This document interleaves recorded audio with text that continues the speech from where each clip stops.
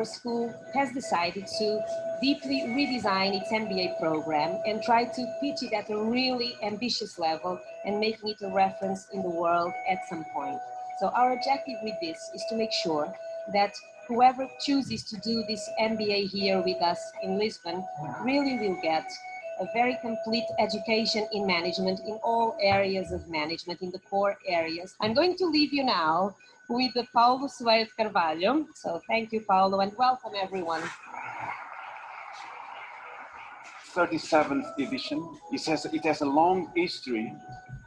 What we tried to do was, how can we put this program with this kind of history, credibility, into the future? The new ISEG MBA program has this kind of a configuration: leadership and personal development, applied learning, immersive experiences, and 5 major streams. I'm going to ask Rita Alemão to come to the stage. Our MBAs will have 6 core modules or 6 core courses that will help them navigate to the major forces that we call in leadership. Invite to the stage 4 people from 4 organizations that are some of our partners and professors, and I believe will have a huge impact in the program in some, or at least in 4 of our strategic streams. And the difference of this MBA is, I think, will be the core team of the program, the teachers, the partnerships, the people that you interact. That will be the main difference.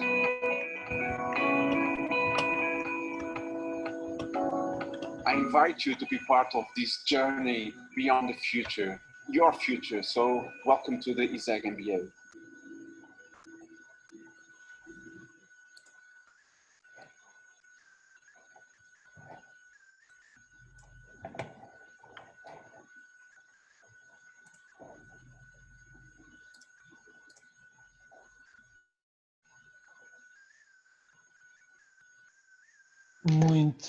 Muito boa tarde a todos. Estamos aqui sensivelmente nas 18h15, mais coisa menos coisa, a hora assinalada para darmos início aqui a mais um webinar do ciclo Beyond the Present, do ISEG Executive Education. Gostaria de começar por agradecer a todos os que estão presentes para assistir a mais um webinar, e já somos um número bastante considerável neste final de tarde, e de seguida naturalmente agradecer à professora Rita Alemão pela disponibilidade e por estar aqui connosco para nos apresentar um tema que nos últimos tempos e garantidamente também para o futuro é um desafio para as organizações, que é a forma de podermos fazer gestão de equipas de forma remota e, acima de tudo, equipas de alta performance. Mas a esse nível não adiantarei muito mais, que daqui a nada já vou passar a palavra à professora Rita Alemão para avançarmos para a sessão. Antes disso, gostaria só de fazer um pedido a todos. Nós temos aqui um espaço de Q&A e no final da sessão, que sensivelmente às 18h45, vamos reservar aqui 15 minutos para perguntas e respostas, de forma a conseguirmos otimizar o tempo e dar resposta ao máximo de temas possíveis. Eu ia pedir que centralizassem todas as questões no espaço de Q&A, que nós vamos estar a acompanhá-las, e depois no final colocaremos algumas dessas questões à professora Rita Alemão. Posto isto, aproveito para passar então a palavra à professora Rita Alemão, agradecendo mais uma vez a presença e a disponibilidade, e para darmos início ao nosso webinar.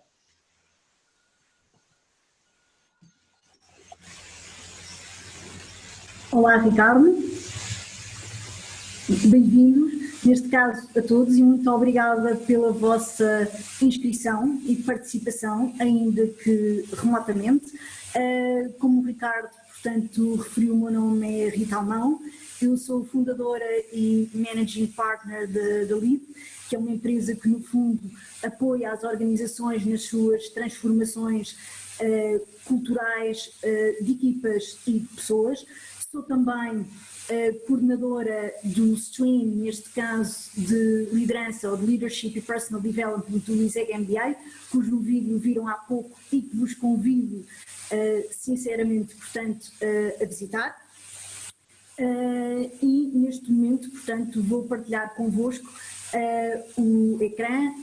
Eu trabalho, é uma paixão, digamos assim, tudo o que tem a ver com equipas. Eu trabalhei 16 anos no setor privado, onde tive a oportunidade de participar, de animar, de dirigir equipas e onde aprendi quase tudo, diria eu, o que sei hoje em dia, portanto, nesse ambiente, e vou procurar partilhar com vocês, portanto, ambas as experiências e alguns, neste caso, estudos que neste momento, portanto, nos chegam das maiores universidades. Vou só pedir, neste caso, obrigada, Alexandre.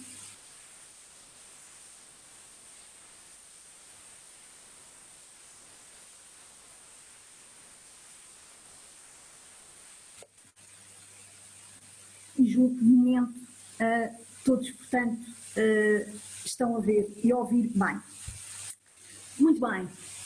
O meu objetivo para hoje é levarem algo prático para aplicarem com as vossas equipas. Portanto, o que vamos fazer é fazer uma breve passagem pelos desafios na gestão das equipas remotas.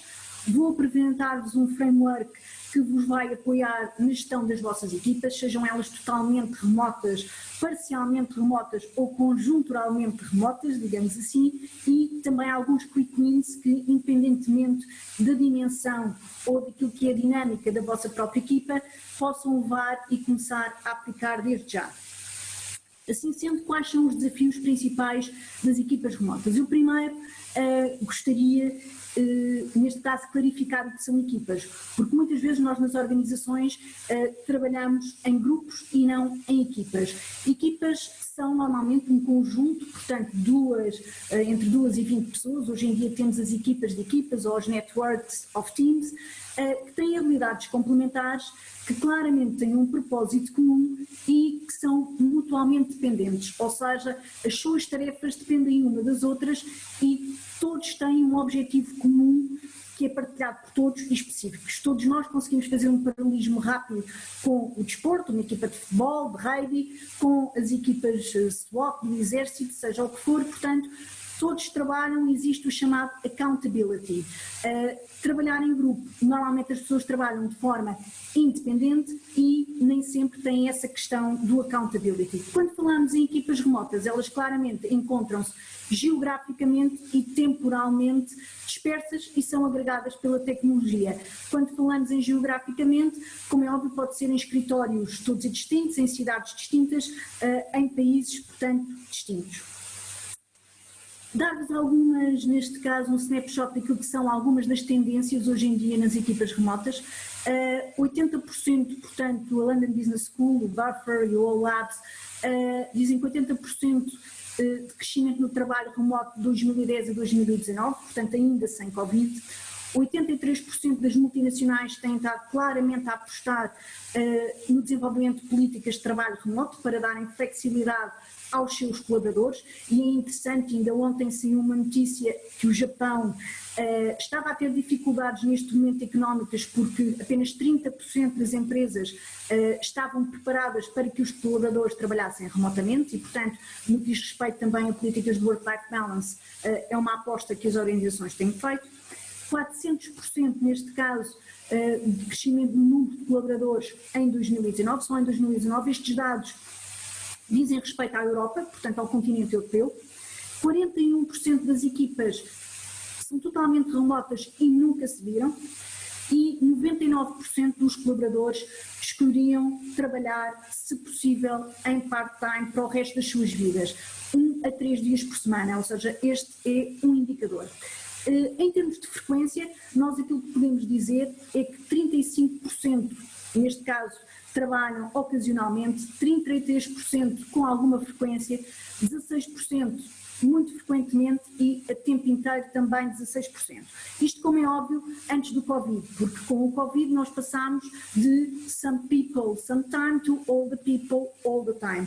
Isto, como é óbvio, para aqueles serviços e para aqueles produtos que podem ser vendidos ou transacionados ou o serviço prestado remotamente. E, portanto, sabemos que há muitas áreas, como o retalho alimentar, os bens perecíveis, a distribuição, a logística, em que claramente esses serviços, portanto, não conseguem ser remotos. Quais são os principais benefícios para os empregadores? Um aumento da produtividade, ou seja, os colaboradores são mais produtivos quando podem trabalhar remotamente, e por remotamente não necessariamente em sua casa, ou seja, em locais remotos. Há cada vez mais cidades a apostarem em terem hubs e empresas em terem hubs perto de sítios onde claramente as pessoas vivem e, portanto, também podem sair e trabalhar perto de casa. Atrair talentos, sabemos que a geração, ou seja, os millennials e a própria geração Z, é um dos requisitos, terem flexibilidade de horários e poderem de alguma maneira ter um melhor work-life balance. A redução de custos, não só reduzir os custos associados aos próprios colaboradores, mas os custos dos edifícios e das localizações, ou seja, do investimento que as próprias organizações fazem nos seus escritórios, e reduzir claramente o absentismo. Existe também a questão do impacto positivo no ambiente, porque as emissões de carbono nas deslocações são claramente reduzidas. Quais são os principais benefícios para os colaboradores? Os colaboradores dizem-nos, e segundo Harvard, em um estudo de 2019, que aquilo que mais apreciam é poderem gerir o seu próprio tempo, não perder tempo a ir para o local de trabalho, portanto a questão do commute, que lhes permite poupar custos, terem a possibilidade, lá está, do work-life balance e de gerirem melhor o cuidado, neste caso, dos seus familiares e do seu tempo, reduz a ansiedade e reduz o stress, ou seja, todos nós, enquanto indivíduos, gostamos de algum controle e, portanto, de alguma maneira eu sinto, se estiver a trabalhar remotamente, que controlo melhor todas as distrações e o meu ambiente de trabalho. Melhora, 26% dizem que melhora a saúde, neste caso mental, física e espiritual, porque eu consigo de alguma maneira gerir melhor o meu tempo. Tenho mais liberdade, digamos assim, para viajar.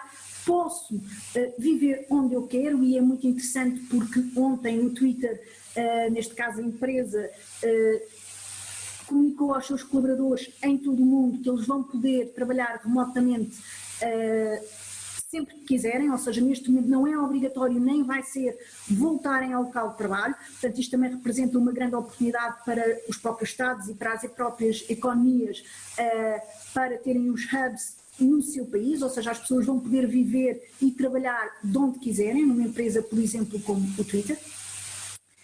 E claramente as pessoas não estão tão dispostas àquilo que normalmente se costuma chamar a política, digamos assim, do escritório. Estes são os benefícios, ou os principais benefícios encontrados pelos colaboradores.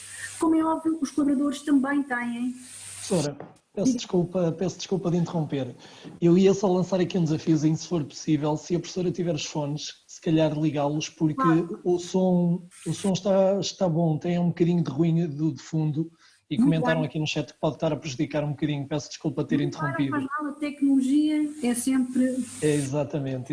É só para assegurarmos que toda a gente ouve da melhor forma possível.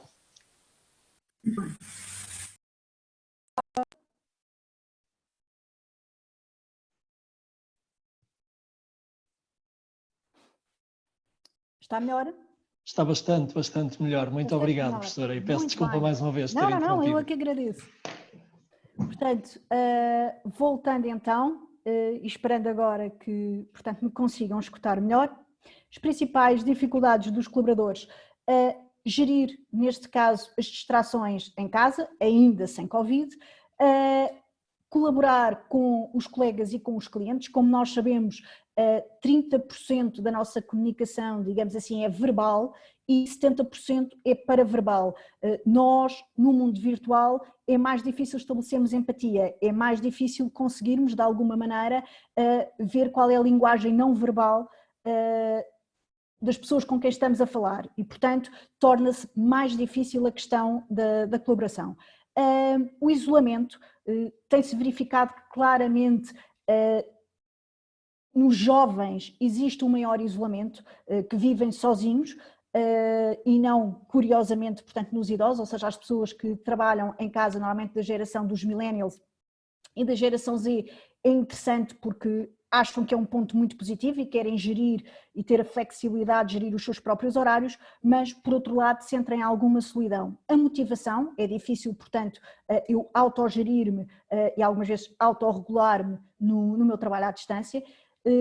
As pessoas terem tempo sem ser ligados ao trabalho, para terem uma ideia, está estimado que hoje em dia as pessoas têm uma carga de trabalho em 50% mais por estarem constantemente ligadas e constantemente em trabalho remoto, portanto não conseguem fazer a diferenciação e isso pode levar ao burnout.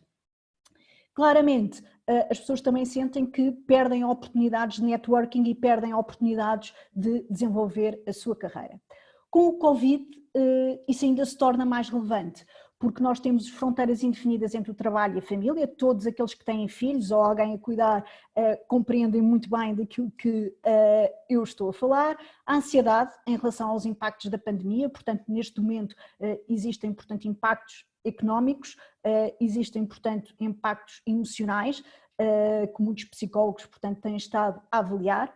A pressão pela produtividade, portanto, as pessoas sentem-se mais obrigadas, neste caso, a entregar exatamente por terem receio daquilo que possam ser as consequências de não o fazer ou de sentirem que têm chefias que não compreendem a sua dinâmica, ou seja, a sua dinâmica familiar e que de alguma maneira eles acham que têm que estar ligados das 8 às 8, portanto, seja aquilo que isso for. O cansaço do Zoom, neste momento há muitas pessoas que têm o chamado Zoom fatigue, porque o ambiente virtual obriga-nos a estar constantemente em multifoco e, portanto, isso tem-se revelado neste momento um problema. E as barreiras também da tipologia de trabalho, ou seja, de transferir trabalho remoto, neste caso processos que não são digitais nas organizações e nas empresas, e trazê-los para casa, o que de alguma maneira tem também sido uma dificuldade levantada. Nos managers, o que é que falta? Ou seja, o que é que as pessoas hoje em dia dizem que faltam aos managers das equipas virtuais? Portanto, eu diria, à maior parte de vocês que está hoje connosco, falta-nos sempre um caminho a todos a percorrer. A nível operacional, as pessoas referem, eu diria, 4 grandes eixos que têm um impacto a nível emocional. A nível operacional, a falta de definição clara dos papéis e das tarefas, ou seja, principalmente para as empresas que conjunturalmente ou para os colaboradores passaram para trabalho remoto, não é business as usual, ou seja, claramente há uma alteração daquilo que às vezes podem ser os papéis e as tarefas. Isso implica que os colaboradores sentem falta de autonomia e falta de controle sobre os seus próprios deliverables, falta de informação e de comunicação, o que implica que os colaboradores tenham falta de confiança e há um claro aumento de conflitos entre a equipa, falta de feedback de desenvolvimento, portanto os managers não falam frequentemente com os seus colaboradores, não os apoiam ao nível individual no que diz respeito às suas próprias dificuldades, e isso implica uma falta de compromisso e uma falta de envolvimento e um foco excessivo nas tarefas, ou seja, os managers estão completamente centrados na execução e na gestão, estou a dizer, do curto prazo, e há uma ausência, portanto, de propósito e de sentido de pertença. Quais são os impactos? Os impactos são enormes. Ou seja, existe cerca de menos 90% de inovação. Porquê? Porque as equipas estão meramente focadas na execução e, como nós já vamos ver, se não colaborarem, não existe inovação. Menos 80%, estou a dizer, de confiança, menos 70% de colaboração, menos 50% de sucesso dos projetos e menos 50% de satisfação dos próprios colaboradores, ou seja, de engagement. Portanto, isto são impactos muito claros se nós não tivermos uma abordagem consistente a uma equipa. Com o Covid, aquilo que os colaboradores pedem é que os líderes ou os managers sejam claramente mais autênticos, mais compassivos e mais realistas. Isto é o que falta. Qual é o caminho? O que eu vos vou apresentar é um framework, ou seja, que neste caso é um guideline que quer trabalhem com equipas totalmente remotas, quer parcialmente, quer conjunturalmente, vai-vos dar no fundo algumas bases para desenvolverem 3 aspectos cruciais numa equipa de alta performance, assim quiserem, remota. E quais são eles? Neste caso é nós sermos capazes de, e eu peço desculpa, estou a dizer porque parte do framework está em inglês, mas como nós trabalhamos com muitos clientes internacionais e utilizamos este framework, ele está parcialmente em inglês. É o Foster Connection e, portanto, podem apelidá-lo do 3Cs, que é Connection, Commitment e Collaboration, e, portanto, a conexão é extremamente importante, está ligado ao engagement, o commitment e a colaboração. Neste caso é muito simples, ou seja, se eu quero estabelecer conexão, tenho que trabalhar no hard, ou seja, na parte social e na parte emocional. Eu tenho que trabalhar a forma como a equipa sente, portanto, as emoções da equipa, a energia da equipa, não só da equipa como um todo, mas dos indivíduos dentro da equipa. No que diz respeito ao commitment ou engagement, é trabalhar o mindset, ou seja, eu devo trabalhar a forma como a equipa pensa. E no que diz respeito à colaboração, é as estruturas e os processos, ou seja, aquilo que a equipa faz, aquilo que a equipa entrega e a forma como faz. Não se trata meramente da execução, porque a colaboração está a um nível acima, ou seja, prevê a inovação, prevê a minha capacidade, neste caso, de reagir à mudança, o que neste momento é crucial.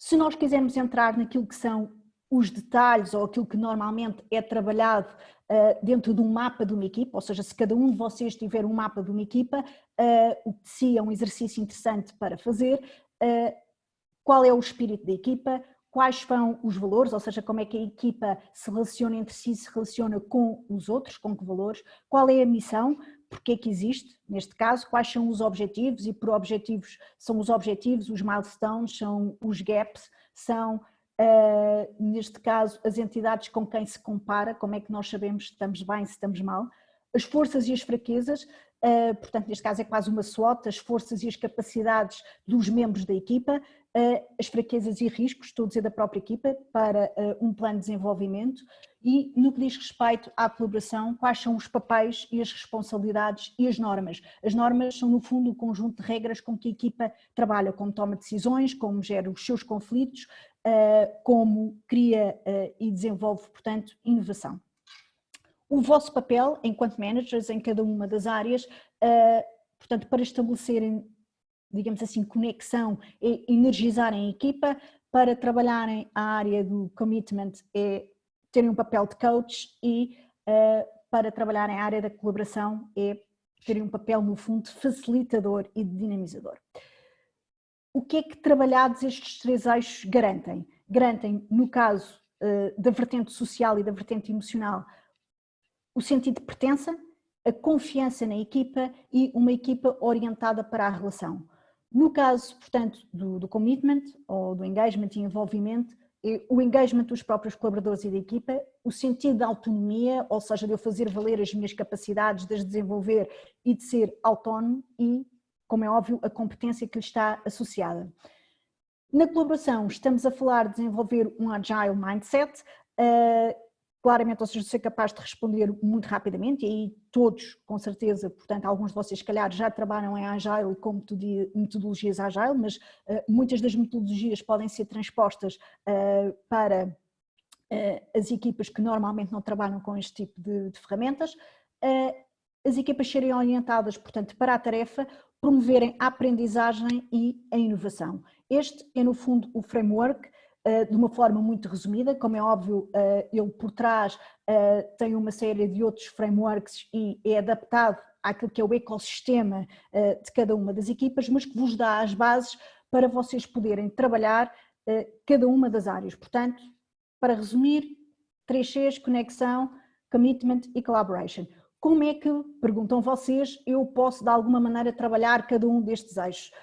Ou seja, aquilo que eu vos proponho é um conjunto de ações que em várias equipas têm resultado e que têm sido já testadas, não existem receitas, porque cada equipa é uma equipa, mesmo que tenha o mesmo papel ou a mesma função, depende muito do tipo de pessoas que as compõem. Portanto, cada equipa é um organismo vivo, como eu gosto de dizer, portanto, não vos estou a dar receitas, unicamente vos vou dar pistas. Portanto, para trabalharem a conexão, reuniões para comunicar regularmente e de forma clara quais são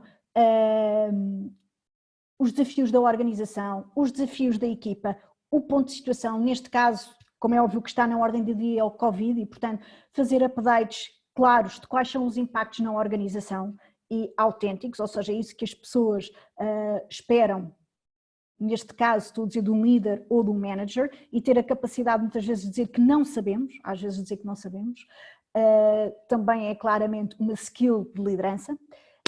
Incentivar reuniões de partilha de sucessos e dificuldades profissionais e pessoais, partilhar dicas de trabalho remoto, ou seja, o que é que tem estado a correr bem e fazer com que todos os membros da equipa consigam partilhar as suas experiências, desenvolver um sistema virtual de reconhecimento, ter um mapa de partilha de outras skills, ou seja, muitas equipas têm colaboradores que são bons e que têm outras skills na meditação, no yoga, na culinária, no fitness e que se ofereçam para dar aulas, digamos assim, para ter um mapa de atividades para a própria equipa ou até entre outras equipas e ter horários para cafés, almoços, happy hours virtuais. São cruciais para trabalhar a socialização dentro, portanto, de uma equipa remota. Em termos de tecnologia, o que é que podem utilizar? O Skype, o Zoom e, neste caso, os blogs, por exemplo, como o Yammer ou as networks, portanto, da empresa, são aquilo que normalmente mais se utiliza e que é mais fácil de utilização sem ser necessário recorrer a plataformas específicas. Como coach, e sendo o vosso papel, neste caso, desenvolverem um mindset de toda a equipa, o que é que podem fazer? É definir objetivos claros e expectativas para toda a gente, portanto, alinhar a equipa e, neste caso, para as equipas que estão conjunturalmente em trabalho remoto, não é business as usual e, portanto, é bom definir quais são os novos objetivos e quais são as novas expectativas que se têm dos colaboradores. Ter um ambiente claro de segurança psicológica em que o colaborador pode ser quem é e existe espaço para o erro interpessoal, isso está diretamente ligado à tomada de iniciativa, à partilha de informação e conhecimento e, portanto, é crucial para a inovação. Promover a autonomia, delegar responsabilidades e evitar o micromanaging e o controle, antes pelo contrário, ou seja, com cada um dos colaboradores procurar ver qual é o extra mile e o que é que podem desenvolver dentro de cada um deles, portanto é quase como uma equipa de futebol, todos têm skills e capacidades todos diferentes e o objetivo é tirar o melhor partido de cada uma das capacidades dos membros da equipa, compreender importantíssimas circunstâncias e os desafios específicos de cada colaborador e quando eu digo de cada colaborador é muito diferente um colaborador que é solteiro, de um colaborador, estou a dizer que tem filhos, de um colaborador que tem pessoas a cargo, muitas vezes da própria capacidade ou não que a pessoa tem de estar ligado, ter rede das condições de trabalho e da tecnologia, chamemos-lhe assim, a que tem acesso. Dar feedback e pedir feedback de forma regular, ou seja, como coach o objetivo é perguntarem o que é que podem fazer para apoiar, neste caso são conversas one-to-one, e fomentar o desenvolvimento de competências das pessoas, portanto nunca as deixar estagnar, seja portanto por webinars, formações à distância, hoje em dia portanto existem N plataformas como Coursera, N universidades, portanto que têm disponível muita formação, muita dela gratuita e hoje em dia com o Covid então ainda mais porque muitas universidades têm estado a facultar os seus cursos de forma gratuita. Tecnologia, Skype e Zoom, quando nós falamos one-to-one, é sempre bom ver a face das pessoas e, portanto, esta é a tecnologia que normalmente mais se usa.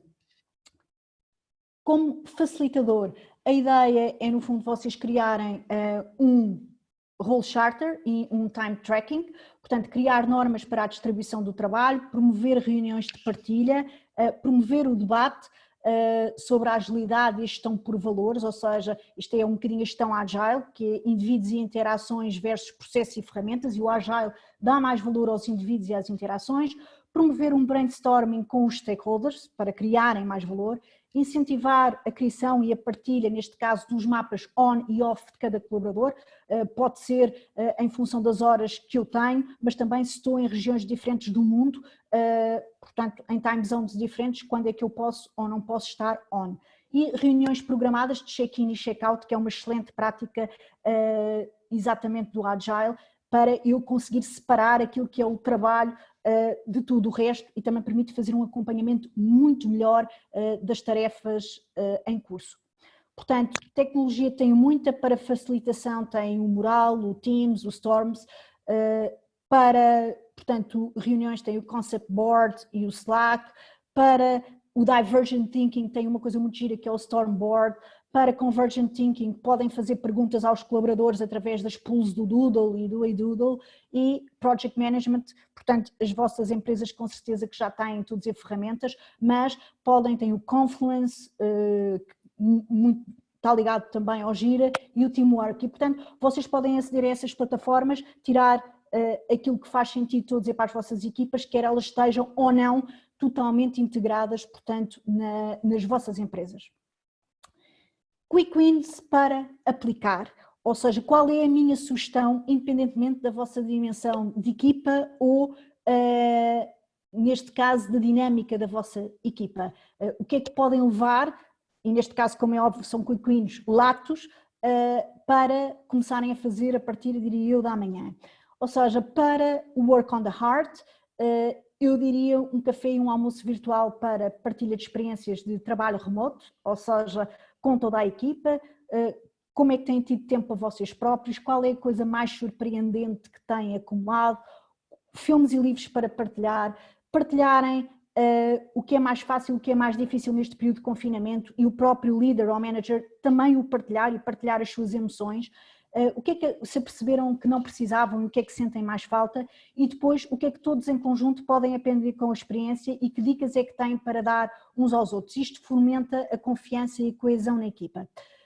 Para trabalhar o head, digamos, um mindset, surgir um café, um almoço virtual, podem utilizar também o Mural, por exemplo, para com a vossa equipa pensarem quais são as vossas forças, quais são as vossas capacidades. Isto é válido numa equipa de contabilidade, recursos humanos, de marketing, mais orientada para a inovação e tecnológica ou menos. Nós conseguimos sempre extrair, portanto, estes dados das equipas e fazê-las evoluir. Quais são as fraquezas, quais são os riscos e que recursos é que a equipa necessita. Isso permite-vos fazer um plano de equipa e um plano individual para desenvolvimento de competências e até para desenvolvimento de recursos. No que diz respeito às mãos, ou seja, ao trabalho e à forma como ele é feito, proponho-vos 2 exercícios.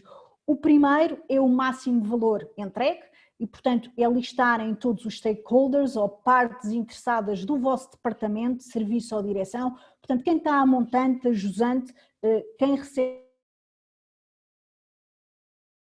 neste caso, o vosso deliverables, que valor é que entregam, o que é que mudou e o que é que pode mudar. E, portanto, a digitalização cresceu enormemente, processos que estavam parados de digitalização nos últimos, eu diria, um mês, foram feitas coisas que estavam à espera para ser feitas há 5 anos atrás, portanto, em muitas das empresas e organizações que acompanho, e de alguma maneira isso tem impacto depois em toda a cadeia de valor da própria organização. Portanto, é uma reflexão que deve ser feita. Este brainstorming deve ter novas formas, neste caso, ou os colaboradores devem ter novas formas de trabalhar e de entregar e criar valor. Portanto, a vossa, neste caso, função é facilitarem essa reflexão e que os vossos colaboradores passem a ter uma visão mais client-centric ou patient-centric, se for na área da saúde, o que for, é uma sugestão. A outra sugestão tem a ver com uma área mais prática e com as tarefas, que é Work Smart versus Work Hard. Portanto, que tarefas é que devemos continuar a fazer, o que é que devemos parar de fazer, e portanto para alguns podem ser tarefas, também podem ser comportamentos ou atitudes, portanto se quiserem explorar um bocadinho mais essa área, e o que é que devem passar a fazer. a vossa função é, no fundo, explorar a dinâmica e a forma como a equipa trabalha. Estas são as minhas 3 ou 4 sugestões para levarem com vocês e para começarem ou poderem começar a partir da manhã a trabalhar já com as vossas equipas. Com um breve resumo, eu diria que gerir os 3 Cs, que já vimos, portanto, a questão da colaboração, a questão do commitment e da connection, e o equilíbrio entre aquilo que a equipa faz e aquilo que a equipa é, portanto, o being e o doing, estarem presentes, visíveis e disponíveis. Não se esqueçam que gerem negócios, mas lideram pessoas, e, portanto, é sempre necessário nós estarmos perto delas para compreendermos o que é que se passa nos seus corações e nas suas mentes e, de alguma maneira, as direcionarmos. Isso é crucial para uma equipa de alta performance. Comunicar, ou seja, comunique com clareza e claramente sejam corajosos e autênticos, mesmo que não sabem. É uma altura, agora com o Covid, em que aquilo que as pessoas esperam é transparência e, portanto, de alguma maneira, se eu não sei, mas sei partilhar com a equipa. Encarar eu próprio as situações disruptivas e de mudança como oportunidade. Se eu não encarar, se eu não estiver calmo e, portanto, se não estiver alinhado, dificilmente vou conseguir que a minha equipa, portanto, o esteja. E não se deixem limitar por aquilo que pensam que a vossa equipa é, ou seja, limitando aquilo que a vossa equipa pode ser. Deem a oportunidade às pessoas de construírem elas próprias também a equipa. Isso é extremamente, portanto, importante. Não se esqueçam que nós somos naturalmente enviesados. E por último, espero que vos tenha deixado, estou a dizer, algumas sugestões e algumas ideias para aplicarem nas vossas equipas. Agradeço, portanto, a vossa participação e estou aberta a questões que eventualmente possam ter. De minha parte agradeço desde já, professora, que foi bastante enriquecedor, ainda para mais na fase em que estamos a viver, que acredito que grande parte dos que aqui estamos deparámos aqui com situações com as quais nos deparamos efetivamente no dia a dia, porque foi uma transição muito rápida pelo contexto, estávamos todos nós em fase de adaptação e não era por isso que as obrigações e acima de tudo as necessidades das próprias equipas estavam presentes, portanto, desde já em âmbito pessoal agradecer. De seguida, temos agora aqui uma série de questões que eu provavelmente não conseguiremos responder a todas, mas vou fazer aqui uma seleção pelo menos de umas 3 questões que possam de alguma forma ajudar os presentes a levarem uma ideia. Uma primeira questão que tínhamos aqui era da Cátia Gouveia, fazia uma pergunta muito específica, que é o que é o mapa de equipa e o que deve ter em conta. Muito bem, Cátia. O mapa de equipa é uma ferramenta de gestão de equipa que normalmente deve ser construída com a equipa e que tem qual é que é o espírito de equipa, qual é que é a missão, quais é que são os valores daquela equipa. É muito engraçado a equipa construí-la em conjunto, quais são os valores pelos quais nós nos vamos pautar, quais são os nossos objetivos, quais são as nossas forças e, portanto, as nossas fraquezas, os nossos principais riscos, as normas, e por normas é a forma como nós tomamos decisões, a forma como organizamos o nosso trabalho e um mapa de tarefas, ou neste caso de responsabilidades, quem faz o quê. Portanto, esse é um mapa de equipa, é no fundo um roadmap daquilo que a equipa faz. Muito obrigado. Não posso responder pela Cátia, mas acho que foi bastante claro. Eu agora vou fazer aqui um exercíciozinho que vou, na verdade, juntar 2 questões, porque ainda que sejam diferentes, elas cobrem aqui 2 áreas que acabam por se complementar. No caso, é uma questão da Carla e da Ana Gouveia, que é como é que a professora entende que devem ser geridas as expectativas no contexto pós-Covid, ou seja, mostrando preocupação com o que cada um se sente e que pretende que seja o regresso ao trabalho físico, mas ao mesmo tempo não criar expectativas que não possam ser cumpridas. E a outra que eu encaixo aqui, que não é bem a mesma questão, mas para podermos alargar um bocadinho mais, é muitas vezes há diferentes tipologias de equipas e esta questão da própria ansiedade que se pode criar na equipa é a questão das tecnologias. Se tem aí algumas dicas que também ajudem nessa transição para um trabalho mais remoto, porque a realidade é que também muitas equipas ainda não estavam propriamente preparadas para. Eu sei que misturei aqui um bocadinho dois temas, mas é para tentarmos cobrir o máximo possível. Obrigado. Vou tentar, Ricardo.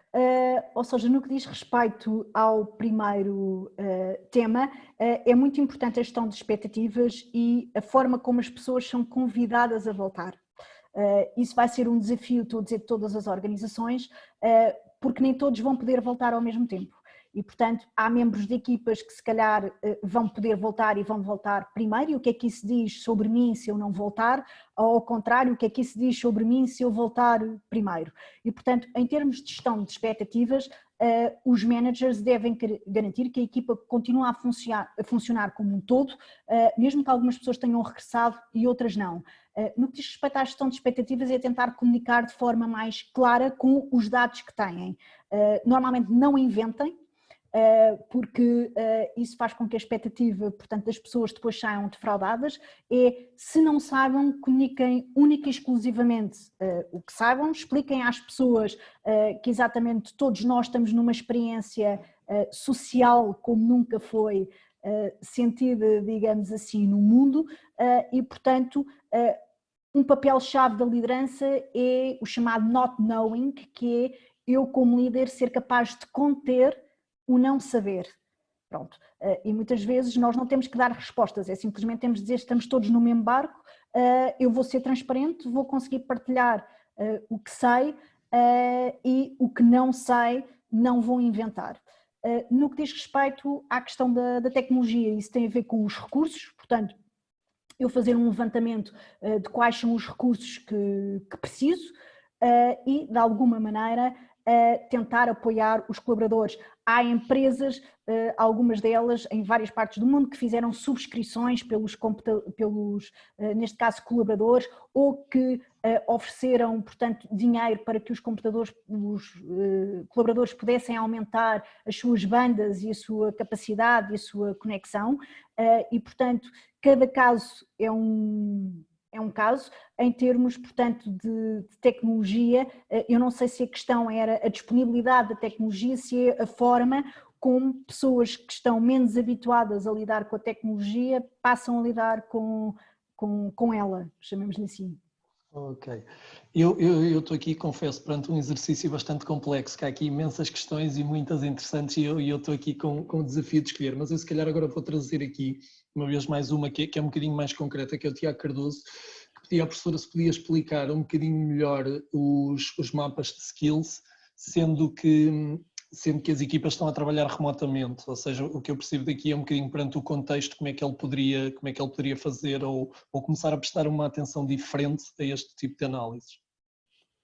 Ou seja, os mapas de skills, ou seja, como eu disse, isto é quase como se fosse o framework, é uma cebola que depois tem vários submapas e no fundo se descasca em muitas vertentes.